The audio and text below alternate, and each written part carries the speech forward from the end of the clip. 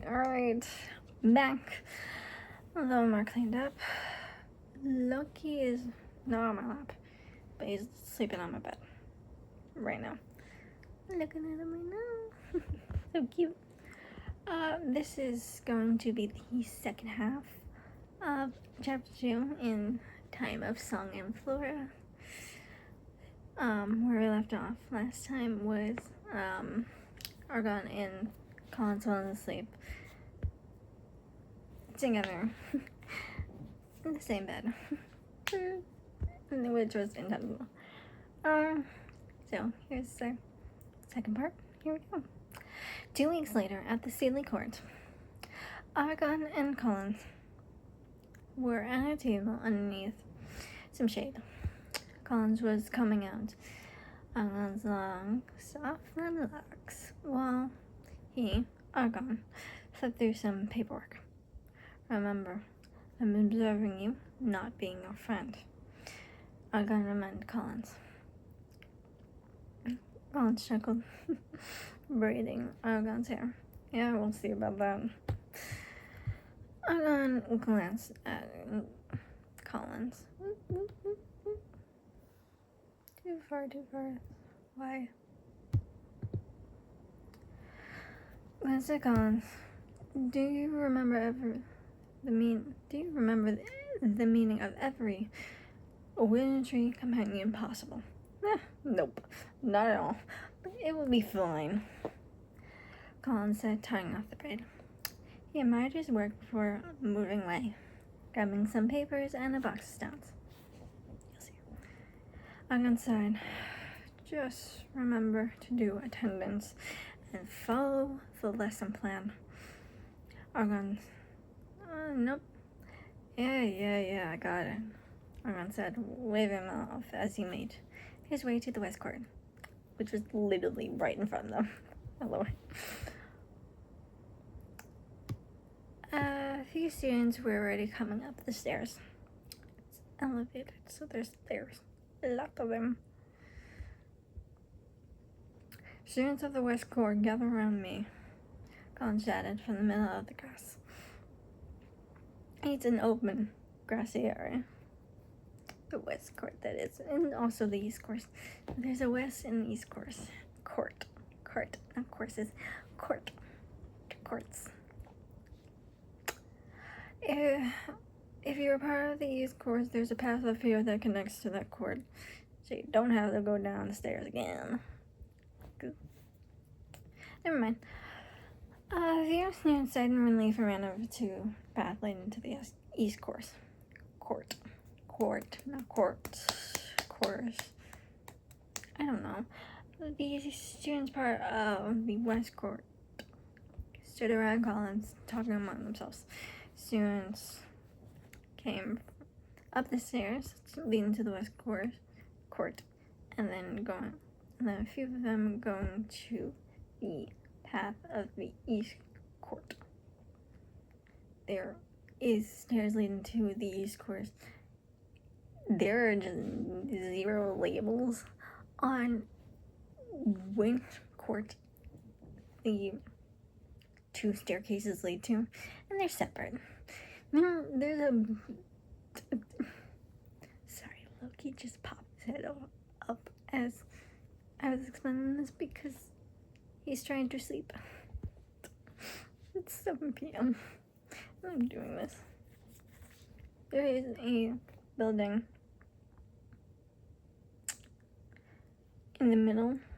That would be the main building where everyone is inside, and then the 2 courts on the either side of it, and then of course the staircases leading up to both courts. I don't know why I decided to let it be designed like that. Collins looked at the 3 students that showed up first, joking and lightly pushing each other around. The girl on the left side, it's probably mirrored, but either way, left side, on the left, had strawberry blonde hair, brown eyes with light freckles across her face and wearing some pastel pink clothes. I think a little lighter than this, but pink. Pink. She's wearing pink. The one in the middle had chestnut brown hair and hazel eyes, wearing simple sky blue clothes. And the last girl, black hair with silver highlights, tied back into a ponytail. This is a bun because but in a ponytail, dark brown eyes, and wearing black clothes. Colin also noted two boys walking up, one quite like me, fair skin. I don't often describe skin tone because I don't see the point in it, but also it would make sense. But this is probably the only time I mention anything about skin color. Fair skin, short blonde hair, green eyes, and also in black clothes. The other boy, deep oak brown skin, with a few light scars on his face.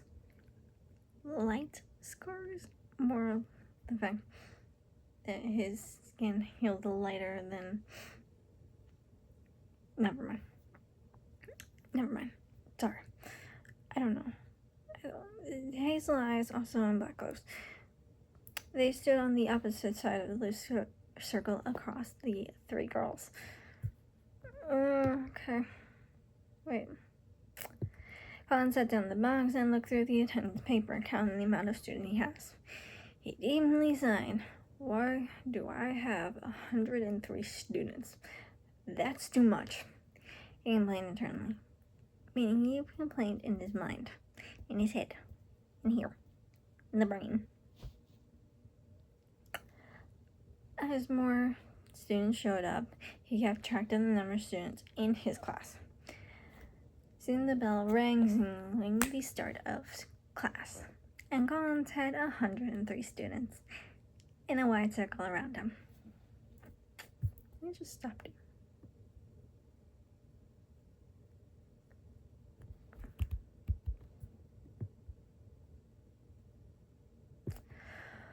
Alright, I have 103 of you guys here, and that matches the number on attendance, so whatever.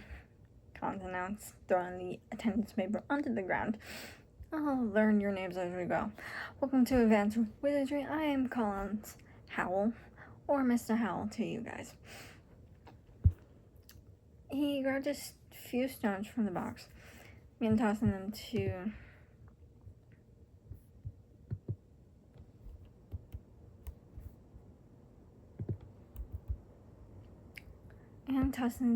the students. Can anyone tell me what the hell I'm handing you guys?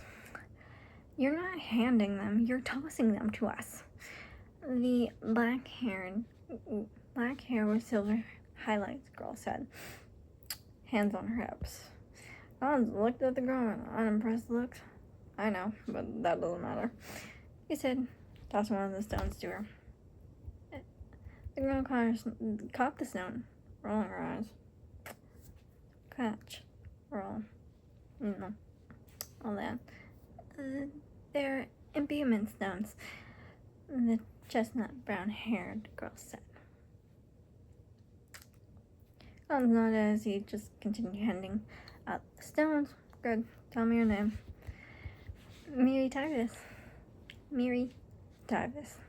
she replied, catching the stone thrown to her. Okay, anyone besides Miri?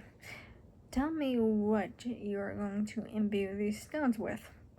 Collins questioned, tossing a stone in his hand a few times before tossing it off to a student. So, 1, 2, and toss. Spiritual energy. The scarred boy quietly answered. Good. Oh, Collins replied, tossing him a stone. What's your name? Raya. He muttered as he caught the stone. Collins nodded. Okay. Ryo. W-R-I-O. Rio. Remember, I was gonna say something. Okay, who can tell me what these stones become when you imbue them with spiritual energy? He looked around at the students with an expectant look. They become wizardry companions. A girl with newly tied back oak brown hair replied. Colin snapped his feet. Good. Your name? Lenore, she answered.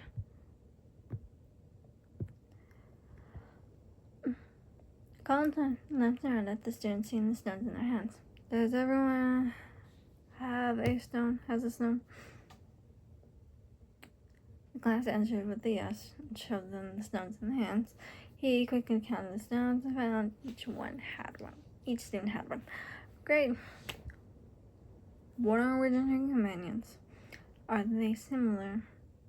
Are they the same as familiars?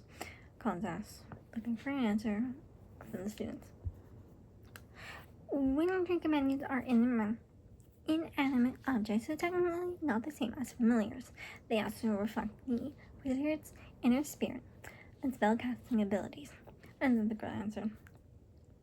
Collins showed him, pointing to the girl who answered. Good. Your name? I am Mia, she said, flicking her brown hair over her shoulder. And why were familiars replaced with wizardry companions? Collins questioned, clasping his hands together. What's this? A little bit more of this. Because apparently we can't be trusted with animal familiars.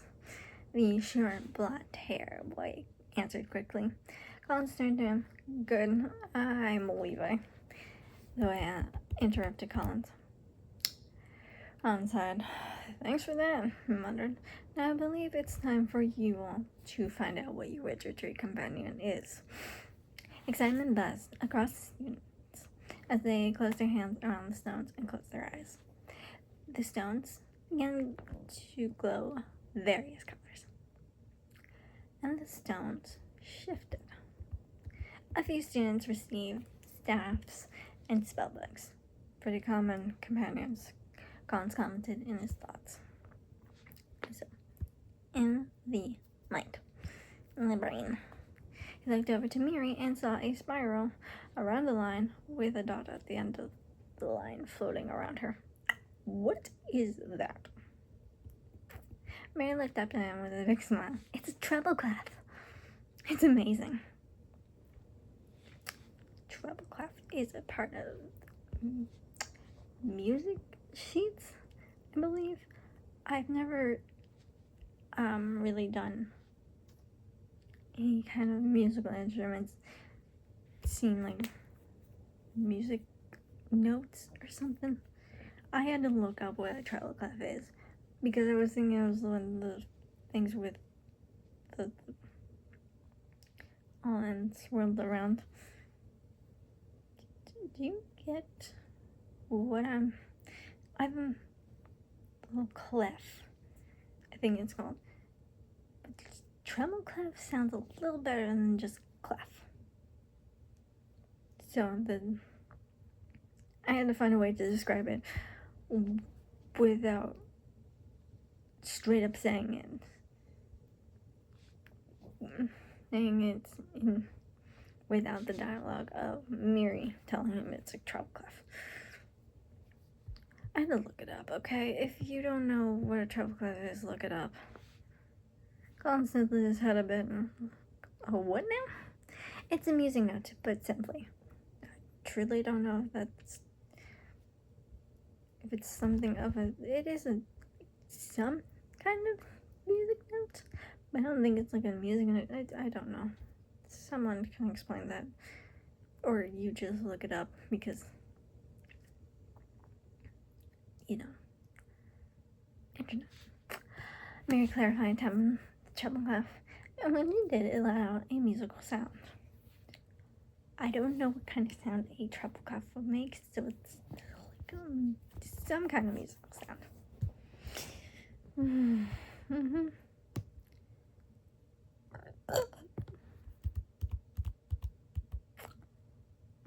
Well, I don't know music, so thanks for that clarification, Collins muttered. The girl with strawberry blonde hair held up a pair of strawberry-shaped bells. I went a little too. So, strawberry-shaped bells. They're on a little string. Little pink string. I got strawberry bells. They're on, actually, they went on her wrist. So, kind of jingling. Huh. That's cute. Commented. Mary nudged her. They see you, Madeline. Madeline nudging Mary back. Thanks, Mary. Collins turned to the third girl of the trio, the one with the black hair and silver highlights, seeing a dagger with a viper around the handle of it. She was also very giddy, with the dagger in hand. Oh, by the gods, no. Collins groaned out. Her friends reacted to his groan and saw the dagger in her hands. Oh, sorry, no. Mary shouted out, shaking her head. Ain't no way in hell you got a dagger. Madeline looked away, also shaking her head. Stone threw her hands up. Hey, that's not my fault. The stone gave me a dagger. Technically it is, since wizardry companions are a reflection of your inner self. Loki, why do you just have to look at me with a freaking side eye? Anytime, I just looked at him. He looked at me like I was crazy for doing this. Probably am. Since wizardry commands are a reflection of your inner self, Mia corrected. Colin sighed and looked around. He saw Lenore with a sword in her hand, and the student beside her had a shield. Mia beside him had a lantern. His gaze went over to Levi and Ryo. Levi showed Collins the plant around his wrist. I don't know where I got a plant. Why did I get a plant? Why? It's like, when I see a plant, it's a little, sapling. Just like the two leaves with the small ones. The stem is wrapped around his wrist. So wrapped around his wrist, like the two leaves sprouting up, standing straight up on the. I'm sorry, I had to explain that because I don't think you'll understand. Colin's going, no, but that's funny. He looked at Ryo with spine gloves on his vest. Oh my god. Okay. When are companions? Okay, these companions are supposed to be safer than familiars, but apparently a few of you want to prove that wrong. Oh, he turned into a love. The students looked at each other a little worried and a bit more amused. Okay, so here's how this is going to go.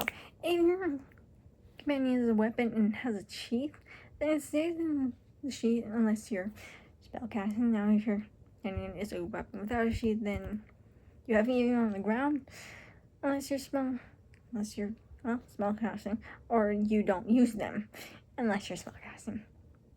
Colin said, am I clear on that? Yes, sir. The class said and used them. Colin chuckled, good. But speaking of spellcasting, why not learn what kind of spell casting your companion requires for spells? The excitement returned.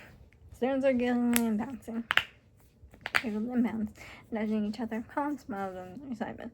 All right. Calm down. Colin said, gesturing for them to calm down. Okay, we will start with a simple water bubble spell. Colin spun his finger in the air, summoned up a small water bubble. Students gasped and stared in awe as the water bubble floated in the air. Mr. Howell, can we throw the water bubbles at others? Mia asked. Collins looked over her with a curious look. You have someone you want to splash with that spell, don't you? Mia nodded with a mischievous smile on her face. Yes, I do. He sighed. I'm going to regret this, but learn the spell first, and then we can talk about that. Oh, but then you're absolutely gonna regret it, Mia stated. Alright, try the spell, and don't worry about messing up. Trial and error are part of wizardry. The ring of students split into groups as they went off to practice the spells. I just hit my nose. Collins watched as students experimented with different ways of spellcasting. Some verbalized it, some drew symbols. Others tried to do what Collins showed them, so just spinning around. Mia took the flame of her lantern. The flame was a cool blue, and she blew it out of her hand. So when it left her hand, it turned into a small water jet, and it splashed right into Lennar's face. Everyone, including Lennar, don't worry, began laughing at the scene. So they were just laughing. I shook her head and she laughed, bringing her sword companion close to her face. So weird. So hilt, sheath.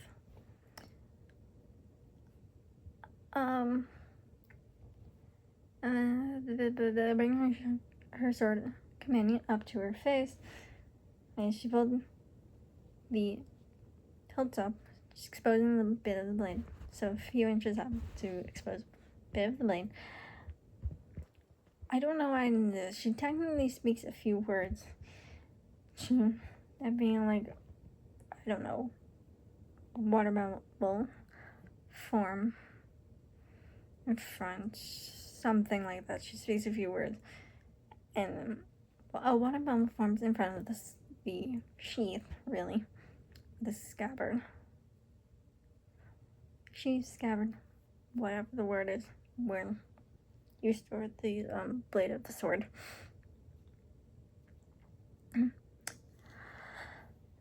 So a water bubble formed in front of it. Mia sneered curiously at Lenore as the water bubble grew in size, and then shut kind of hit the hilt against the sheath. The water bubble shot forward, hitting me in the face. And water dripped down her face as she huffed. Oh, you little brat, muttered, wiping off her face. Lenore shrugged. Fine, it's just a little revenge. And those two girls began to splash and chase each other around the grassy area while everyone watched and laughed. Colton stared at the scene. Good. He walked away from the grassy area and over to Argon at the table.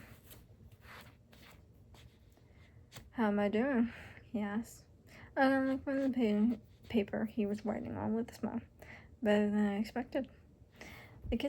The students like you. Collins looked across the area, seeing Lenore, Mia chasing each other with the water bubble spell. A few missing their intended target and other students around them. He chuckled, shaking his head. I can't believe they do like me. Argon leaned forward. Collins, they like you because you made this class fun for them. You allow them to have fun, he pointed out. Collins turned back to Argon. What are you doing, crazy boy?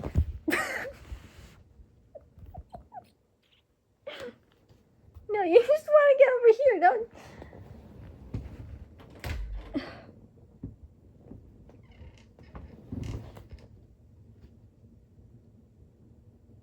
He wanted to get over to the door.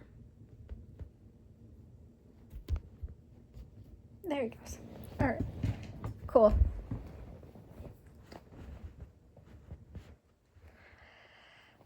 Collins turned back to Argon.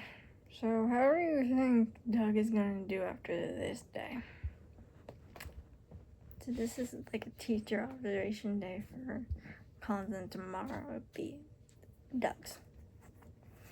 They're probably going to hate him. Around, lean back in his chair. Oh, yeah, they will. He led his way through. And tomorrow his lives will be exploded with these kids.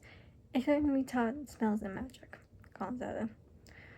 Ivan sighed. Yes, and when they do discover that their teacher can't teach them magic, hold on, my neck hurts. Ow! It's really pretty. It's a pretty one. Never mind. Okay. When they do discover the teacher can't teach them magic, they will not be happy about it. Collins chuckled. Oh, absolutely. I believe Soren will threaten him with her dagger to get him out of here first. Suddenly, the sky darkened, and rain poured down on everyone. Squeals and laughter rose from the sky. Pavilion. It's a pavilion. Okay. That's what I called it. I should have changed that. The underneath shade to the under the pavilion. Never mind. Okay. Squeals and laughter rose as the students ran and ducked into the pavilion near the grassy area. So near the west court. What just happened? Who did that? Collins asked. Madeline raised her hand. Me. I ring my bells and the strawberry bells that she has on her wrist. And then there was the scent of rain, and of course it started raining. She didn't have to verbalize anything. She just rings them, and a scent will appear. She's trying to summon, and it will happen. Loki, you just left my room. You just left. Loki. Loki Cocky. Come here. Loco. I really hate it when he does that. Okay. Collins sighed and looked over to... No, I don't want that open. I want the door open. Collins sighed and looked over to Argon, seeing him shrug. He turned back to Madeline.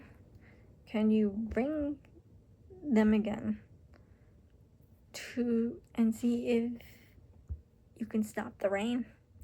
Madeline shook the strawberries once. And the rain turned from a downpour to soft rain. So it is not like a drizzle, but a steady kind of fall of rain instead of like it raining heavily. So lightened up. What now? She questioned. Maybe ring it 2 more times? And still. She rings it 2 more. Madeline rang the bells 2 more times, and it skips from some rain to drizzling. So downpour, soft rain, then a drizzle, and then. So this is once, twice, 3 times, 4 times. Yes, I don't know why I had to do that. So Madeline rang the bells 2 more times. 2 more. And the sky turned clear with the sun shining down again. Laughter rose again, and the students nudged Madeline around. Oh, wow, that was amazing, Madeline. That's certainly one way to win the water fight, Soren said, laughter still in her voice. Alan giggled. I didn't know that. Did not know that was going to happen. It was going to happen. Dry on air. It's just experimenting with your magic. Hans assured her, patting her shoulder.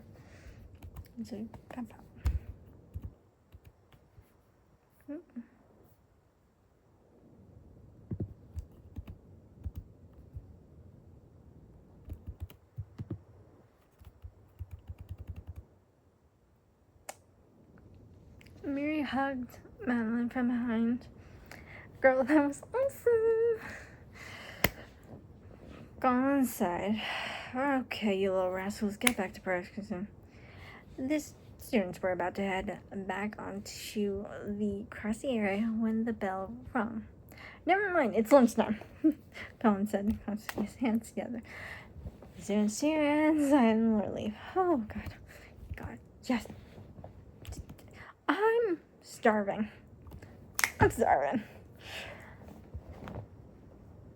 Soren shouted, throwing her hands in the air. So am I.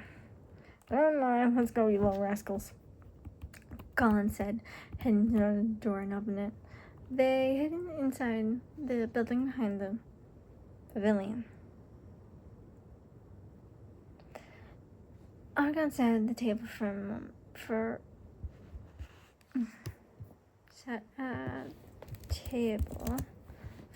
a bit longer.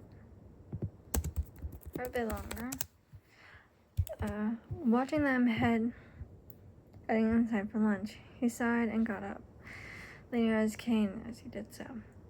Argon headed inside as well, with his cane tapping against the marble floor inside the building where the councilmen work. So the students of East and West Court do share the cafeteria with all workers, councilmen and workers inside the building. That's how they have lunch. Where the councilmen work, the hall that leads to the West Court was lined with paintings of past councilmen.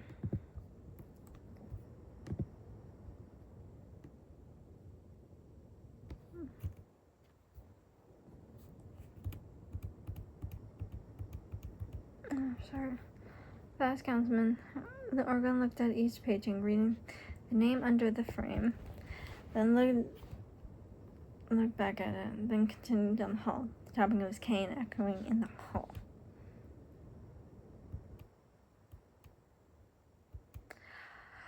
The clicks of heels moved quickly towards Argon. As he approached the hall where the heels were coming from, a woman around the corner then stopped. There you are. I've been searching for you everywhere. The woman began, crossing her arms.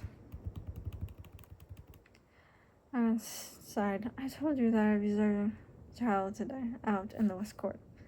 Well, unfortunately, I wasn't paying attention since I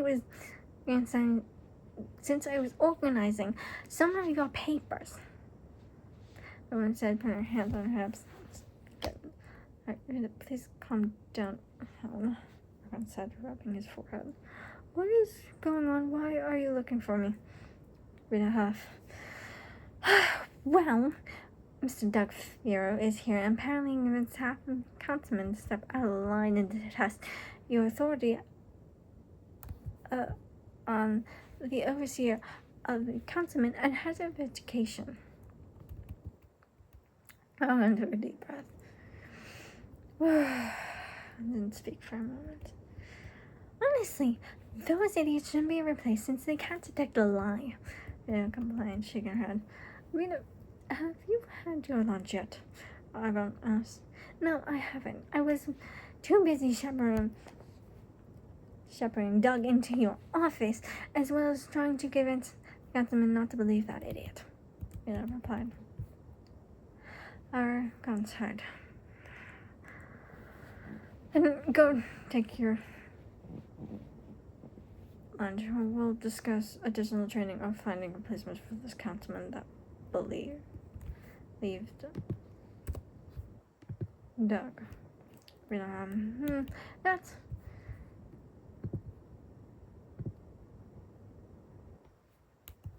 That sounds good. I'll be in the cafeteria if you need me. She walked through the cafeteria. Yep, so when she did round the corner, but then she went across, like, down the street hall. Never mind. I'm not gonna continue exploring that. Like,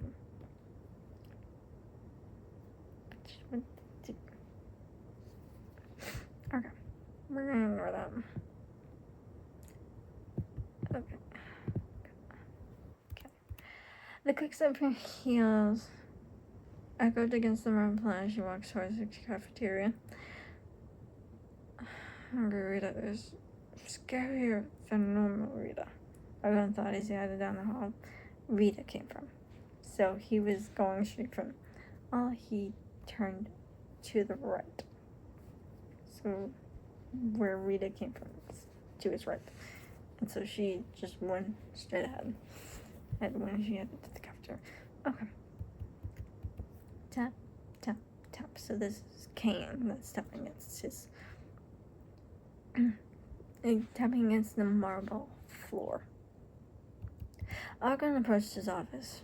The door painted teal with a bit of white around with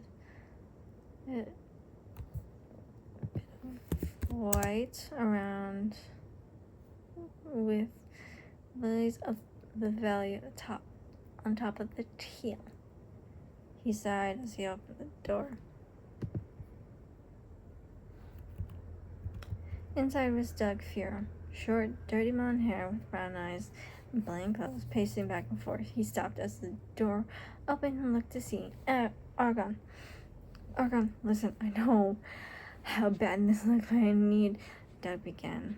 Argon lifted and making himself. He walked, pain pulsing from his left nub, over to his desk and sat down. You know, when I met you, you were known as a pathological liar. So I never trusted anything that came out of your mouth. Even now, I don't. Argon interjected, pulling off his prosthetic. Argon interjected, pulling off his prosthetic leg and setting it off to the side. His left knob trembling.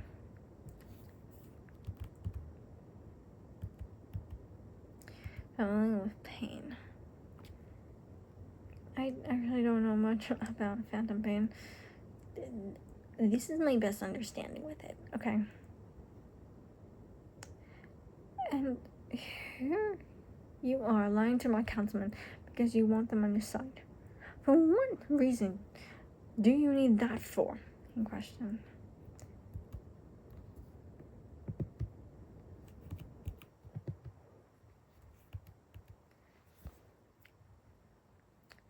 Doug stood there, saying nothing. He stared at Argon's left knob as it trembled.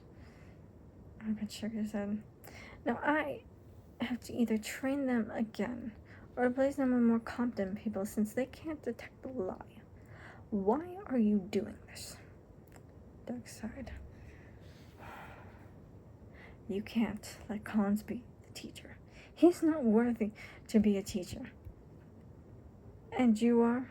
You are a pathological liar, a non-believer in magic. You can't perform spells or understand how magic works. What makes you more worthy than Collins? Argon questionable. He was feeling the pain in his nub. His anger made him ignore it. Doug went quiet again, looking at the ground. Silence lingered for minutes. Argon just stared at Doug, awaiting his answer. Why do you defend him? He's like, hello? Hi, Loki. Why can't you ever just pick where you want to be? You never do that. I know you never do that. You're not one for that. I know. Come on. Come on in. Yeah, you, okay. Here we go with this. Look, I'm just gonna quickly. Come here. Come here.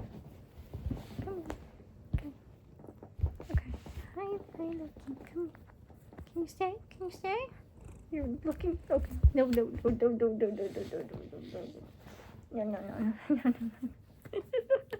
Okay. Okay. Just where you want to be. Okay, loves. Okay, sorry. Okay, and he's gonna go scratch up a plastic bag. Why do you defend him? People believe he was the one that burned down our village. That my eyes still on the ground. I'm just gonna use this like if he's staring at the ground. Argon scoffed. Sure. Everyone mocked him for no reason, but we were 11 when that happened. There's no way in hell he would be the one to burn down our home. I know him better than everyone, and that's stupid, that's including you. That looked up at him, but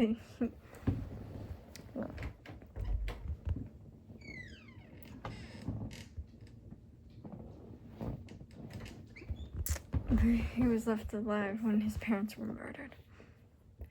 He is my best friend. You only know him from gossip of nonsense. Argon shouted, slamming his cane against the marble floor. The sound echoed through the room, which made Doug flinch.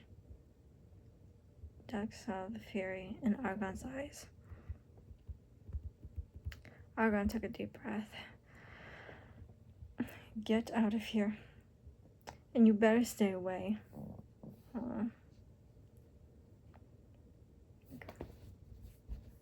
Except for just because it gets to stay. And you better stay away until tomorrow, the day of your teaching observation. But Doug stuttered. Out. Doug interrupted. Not Doug. Argon interrupted him. Doug stepped backwards to the door when it opened. Doug and Argon looked, and Collins walked in.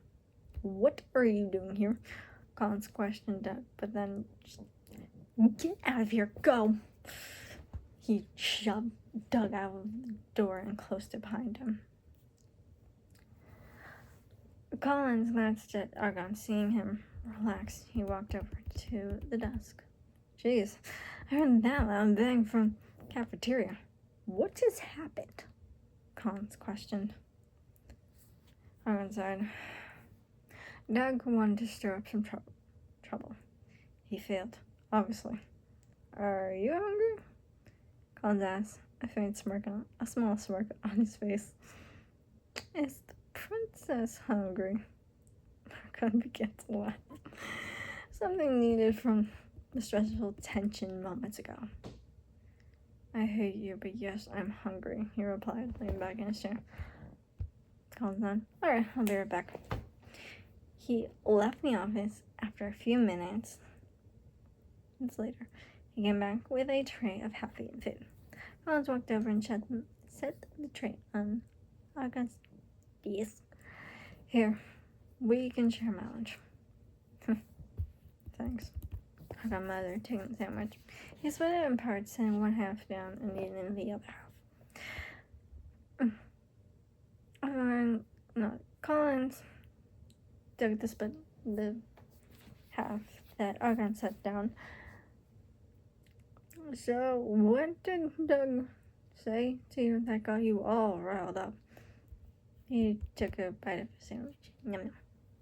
Oh, he first lied to some of my councilmen to be on his side for whatever reason. I never got an answer from him. Then he told me you're not worthy to teach here. Okay. What the hell? Oh, it's just you. Never mind. It's Basil. It's not Loki, it's Basil. That makes a little more sense. Okay, never mind. I thought it was Loki. It's just Basil. Oh, big boy. Our gun began. Collins laughed. What? What was going through that dude's mind? I have no clue. Oh, then of course he tells me about the gossip he heard from his mother and her friends. They believe that you burned down the village. You burned the village down. I'm gonna continue. Okay, hold on. Collins continuing, tossing his hat on the tree. Let's get a few things straight. If 11-year-old me snapped that day, I wouldn't have burned that place down. I would have beaten the crap out of every single kid that mimics their parents, including Doug. They were the ones that really pissed me off. Secondly, the fire came from the sky, not originating from the ground. What has been happening since we last saw everyone from that village? I don't know. But clearly they've been making things up because they don't want to believe in the unexplained. I'm gonna point that out. Collins sighed, picking up the sandwich half up and began eating it again. I'm glad we left those horrible people behind.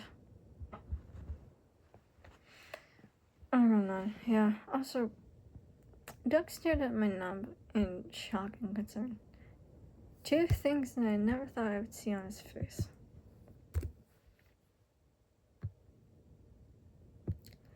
Well, it has nearly been a decade since we've seen everyone in the village, so being shocked is not surprising. Concern is the most surprising thing for Doug. Collins explained. That's true.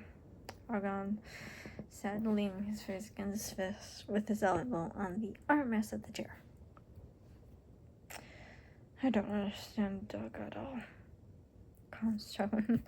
I don't think anyone can, unless you were him. Yeah. Whatever is going on in his head should not be our problem. Argon commented. But he's making it our problem. Collins added. Had the card back. Argon said, yeah, it's absolutely ridiculous. The bell soon rang again, signaling the end of lunch. Argon and Collins finished their half of the sandwich. The sandwich they split.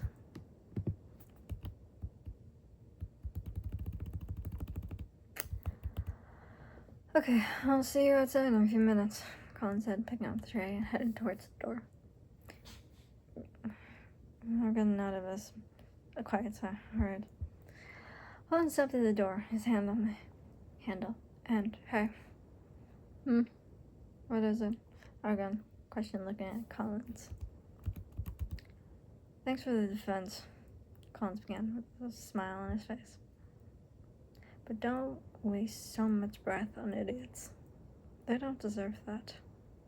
Basically saying, don't waste your breath on lecturing idiots. They don't deserve that. Just don't waste your breath. Just say them. They're not important. They're not important to just talk to. So, don't waste so much breath on idiots. They don't deserve that. Seriously. Argon chuckled, shaking his head. You sure know how to give advice. Collins walked back to the cafeteria, returned the tray to its place, and then began gathering his class. He led them back to the West Court. Keep saying course for some reason. Back on the grassy courtyard. Collins clapped his hands a few times. Collins clapped his hands a few times. Alright, show me what you learned about your companion. Yeah, raise your hand. Like, doing the water stuff you taught us?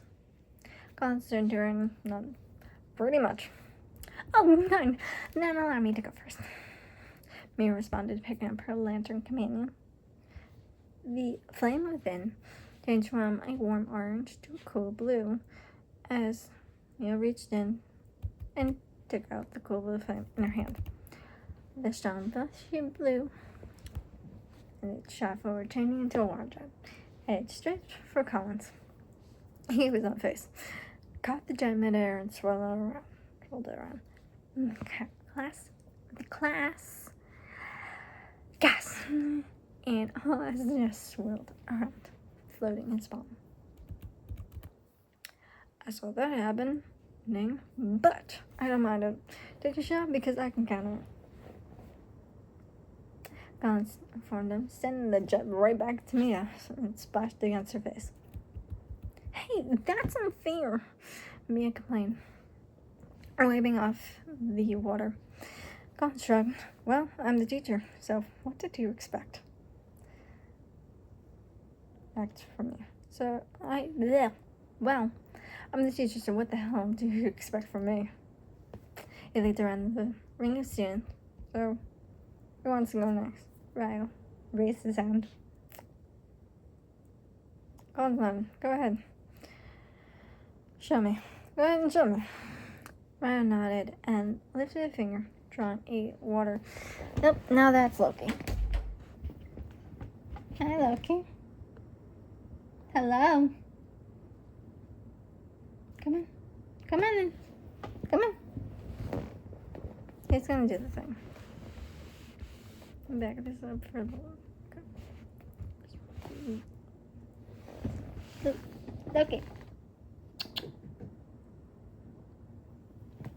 Don't stretch your close to me. Come on. Okay, well, screw you. Lifted a finger and drawing a water symbol in the air. Then curled his hand into a fist, rolled it back, and punched. Literally punches the symbol. A jet of water burst out of the symbol. Collins waved his hand and froze the jet coming from him. It fell out in midair and shut against the ground. That's really good, Ryle. Really good. Collins praised, rubbing his hand. The clouds flooded around them. Ryle shrugged and nudged Levi. Hold on, I've yet to figure out how to spell a castle with a plant. Levi muttered, staring at his plant companion. He's like, I haven't figured this out yet. This is like so... I don't know. Colin shuffled. I'll come back to you once you figure that out. Levi looked up at him like, yeah, please do. Please do. Had his hand again and looked around. Who's next? Oh, me. I would love to go next. Mary suddenly shouted, bouncing in place. Collins turned to her and chuckled.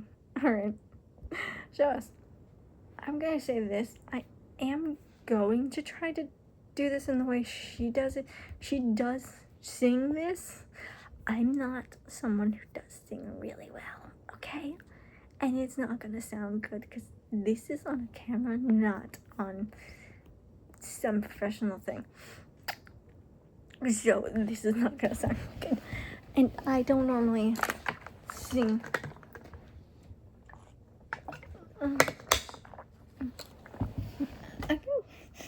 I've been singing. It's not good. It's okay. But we're not talking professional things. I have to have like my AirPod.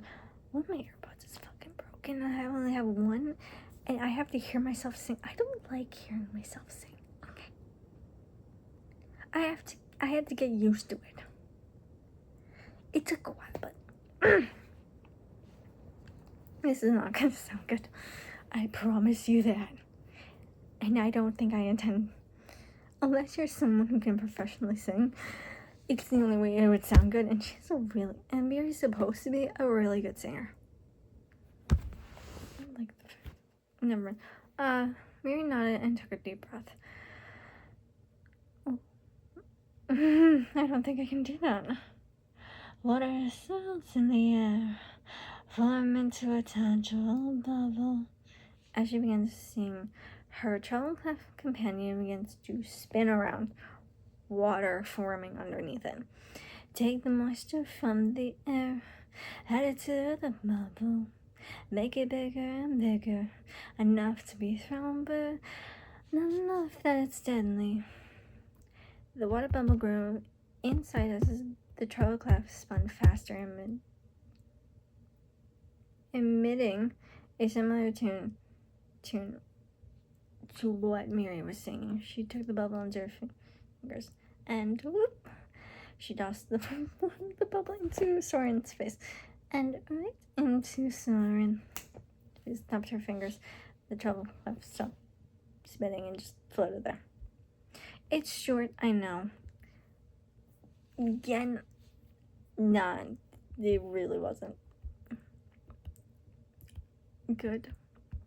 I know, I don't write lyrics, I promise. Lucky. Oh, lucky cocky. Cuckoo. Oh my god. Oh, got me. Damn it.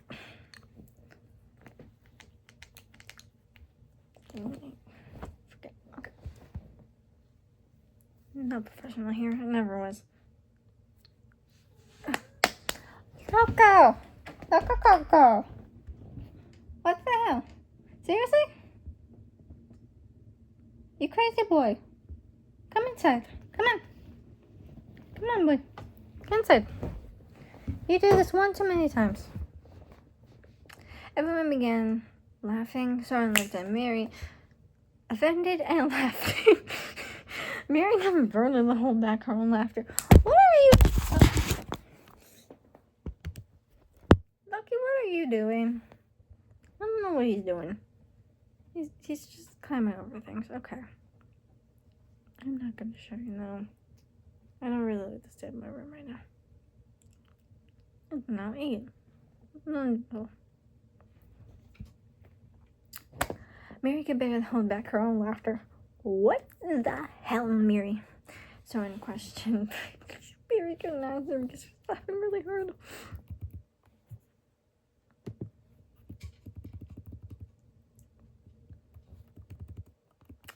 Go on, children. Alright, Soren, how about you go next? That's just giving her an opportunity to get her revenge, Melon pointed out.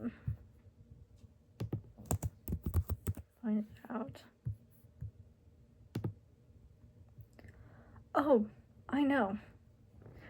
Collins responded calmly with a shrug. Soren chuckled mischievously, staring at Mary, and Mary stared back, but neither girl could hold in their laughter. Okay, I got this. Soren said, cackling as she took her dagger companion out of its sheath, so it has the sheath that it can just slide into. And never mind. It just sheath. She took a deep breath and drew a circle with a ring around it in the air. And then she just also punches it. And the water, more of a water jet shoots straight out of it. It had Collins, but he ducked and it splashed right into Levi. Laughter rose around him as he stood there, unimpressed. Really? No warning? Levi questioned, wiping the water out of his eyes. Collins was breathless from laughter. I am so sorry, man. I'm sorry to let that happen to you. Levi shook his head. No, I wasn't talking to you, Mr. Al. I was talking to my best friend. He turned to Ryle, who was no longer laughing quietly, like breathlessly. He wasn't even admitting, but he was laughing. I thought you would warn me about that, I said, and yet you decided not to, just to laugh your lungs out. Ryan was reading up and looked at Levi. It was really nonsense for you, but the water coming for you. Levi huffed and turned away from Ryan. I'm not talking to you for the rest of the day, he declared. Just, Ryan rolled his eyes. Sure, yeah, sure you won't. Do I have 2 sleepy loaves in here? I think I have 2 sleepy cat loaves in here. Cats.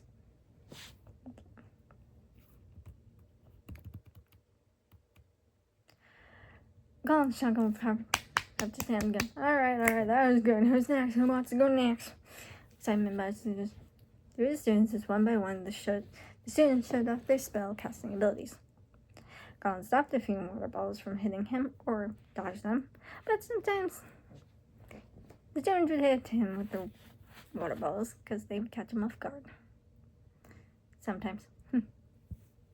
He laughed it off, told them, good job. Moved on. Levi watched another student with a scroll companion drawing on it with ink and taking out her water spell from the scroll. His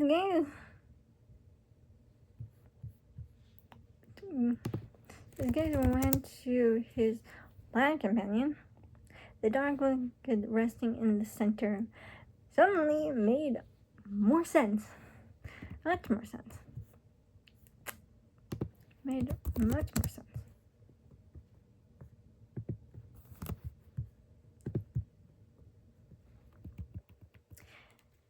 His eyes widened. Oh! Levi exclaimed. I'm an idiot. Colin turned to him, shaking his head. No, you're not. You're just learning. Levi completely ignored it. Like, okay, I gotta figure it out. Let me try.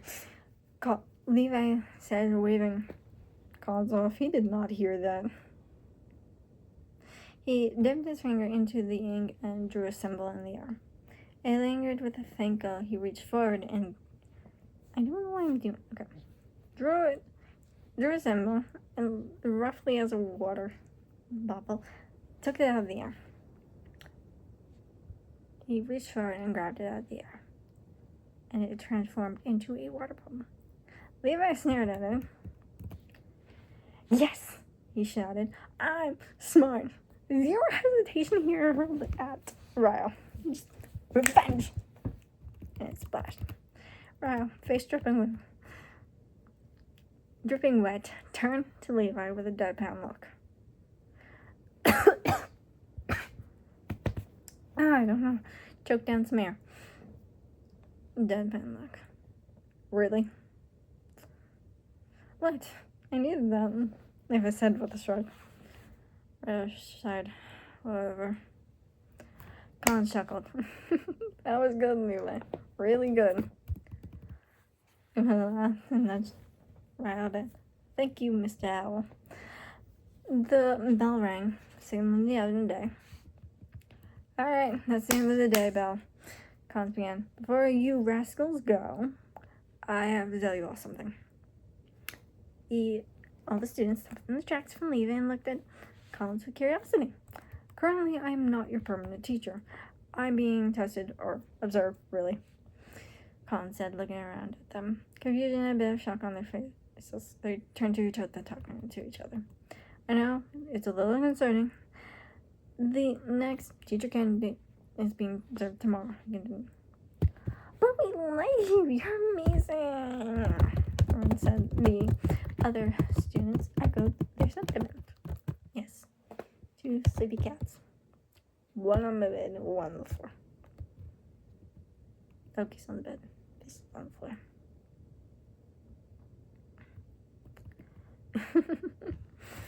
Collins chuckled. I thank you all. Please relax. It does not mean I will not be here. I will just not be. I'll just not. Just. I will. Sorry. I will, just not as your teacher. I'll be assisting Argon, the head of education.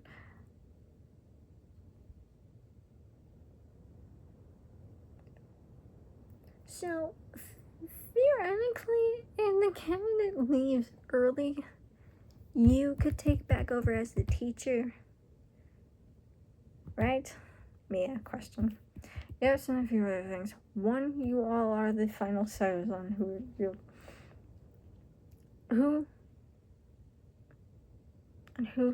will be your teacher, and you could kick the other candidate off early. But two, give him a small chance before you do that. Collins continued looking over all of them. Someone raised her hand. What is considered a small chance? Collins looked at her and said, maybe like 10 or 20 minutes of the morning. Probably the best you can do. It sounds like you know the candidate, Lenore pointed out. Yeah, it does, Mia said, glancing at Collins. Seriously, it ends in curiosity. Ask him to elaborate on that. Like, oh, what is the candidate? Like, how do you know it? Stuff like that, you know? Sorry, I had to crack my neck. It's really on the side. Alright, yes, I do know him. He and I weren't friends, but we met in childhood. So, like an acquaintance? Mary questioned. Yeah, in a way. I hate him, and still do to this day, but I wouldn't say we're enemies. Collins answered. The other students wanted to question Collins on the next candidate, but it was interrupted by Argon, walking over to him. He cleared his throat, getting their attention. Mr. Howe, I believe it's time for these students to get home. Collins chuckled. Right, I got it. Just let them know about tomorrow, so they're not too surprised. The students let out groans of disappointment. I know. It's time to go home. And said, go home to your parents. Go be rascals to your parents. The student chuckled and began to leave. And leaving. Mary and Madeline gave Collins a hug. See you tomorrow, Miss Howe, Mary said before letting go and heading to the stairs. Mary backed away as well and began walking. See you tomorrow, Miss Howe. See you tomorrow, Mr. Howe. The other students shouted as they left the U.S. court. Collins waved to them as they left. See you, little rascals.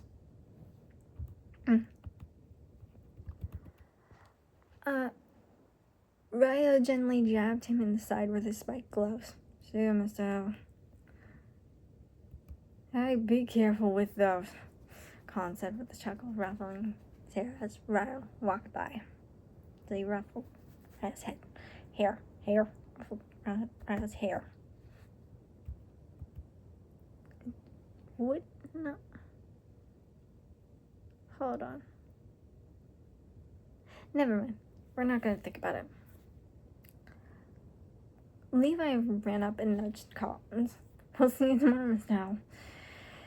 Yeah, see you rascals tomorrow, Collins said, ruffling Levi's hair as well. They disappeared down the stairs, and the courtyard was now empty. Argon walked over to Collins, for reaching in, by the way, of the chaperone. Walked over to Collins, who was staring at the stairway. Don't you see now how much they like you? Collins chuckled. Yeah, I do. It's crazy. Ducky is so screwed tomorrow. Oh, yes, very much. I got muttered. That is where it is left off. Again, writer's block. I have zero ideas. I read it. Okay, well, I will see you guys another time. If I have something else to tell you guys, maybe there's a few. I do have a few that I haven't told yet. So, there's Healer's Testament of Time, but currently there's only one chapter, and I think it's really quick. I think 14 minutes. It's not a lot. This is still like in a development stage kind of thing. So here's Testament of Time, still by me. Just Told You Time of Song